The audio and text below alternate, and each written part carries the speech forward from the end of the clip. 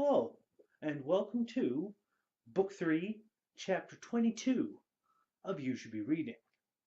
This week, I'd like to talk to you about this wonderful little book, All You Need Is Kill by, I'm going to try and get this right, Hiroshi Sakurazaka. Uh, now, this is a book that has been recommended to me by a friend for a very long time, and despite the wonderful manga-esque looking cover, it is, actually a real book. Um, I'm pretty sure there is a manga done by it.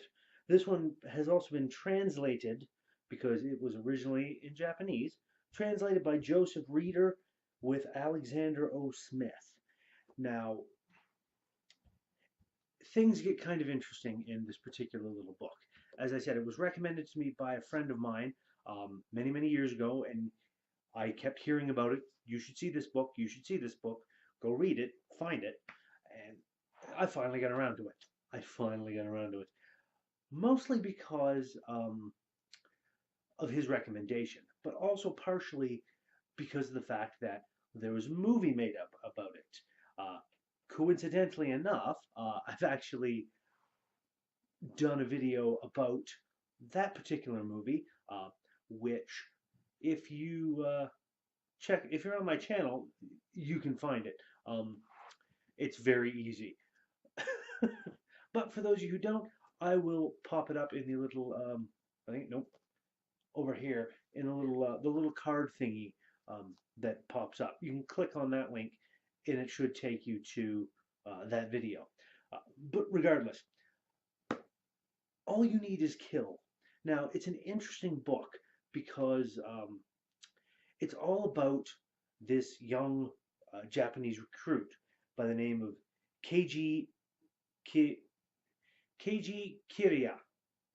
Keiji Kiriya. I believe that's generally how it's said.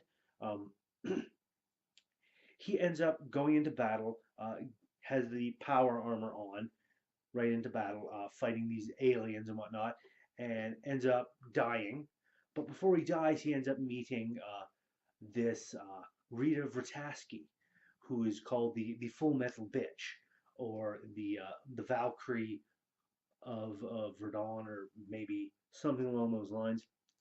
Uh, but she is like a prodigy in battle, like killed hundreds of these aliens in her first battle. Uh, Everybody looks up to her. She basically can do what she wants.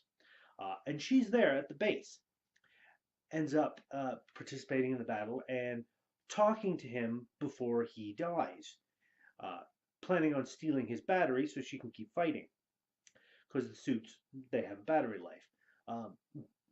Now, the really interesting thing is he goes and decides he ain't going out like this. He's going to try and kill something. And he goes to kill a mimic. Only problem is he wakes up and he's like, oh, that was a weird dream. Yet the day that happens seems to be exactly like he remembers in his dream. Little things are different, but it's almost exactly the same. And then he's in battle once again, dies, and wakes up again. And he ends up realizing that he's reliving the same day over and over again.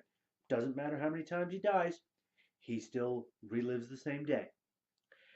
And it goes from there. He decides, well, since I can't carry over any, like I can't build up my muscles or anything, I can't improve that way. I'll improve mentally. I'll train myself to be a better fighter and to kill more mimics. And it kind of plays on from there. It's a very quick read. That's one of the things about this book. It's like pretty much 200 pages even, almost to 196, we'll say. Um, it's 196 pages, so it's a very quick read. I read this in a couple of days, just reading it at work.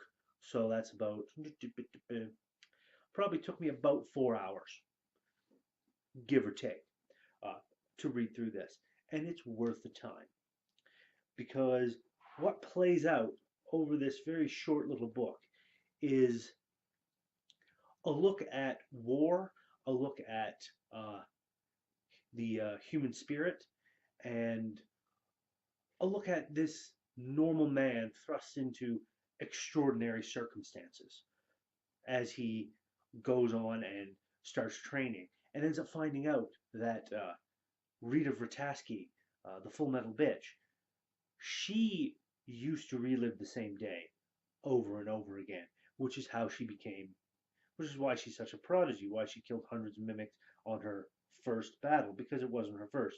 She was reliving the same day over and over again.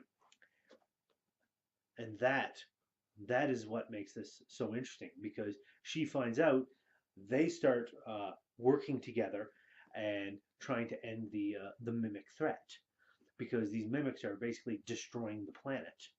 Um, there's a little bit in here, not a lot, but a little bit that explains where they came from, why they're there, just enough to cover that point in the backstory. Um, the real focus is on KG Kiria and Rita Vrataski and the battle that they have to face, him living the same day over and over and over again. So it's quite good. It is well worth the time to read.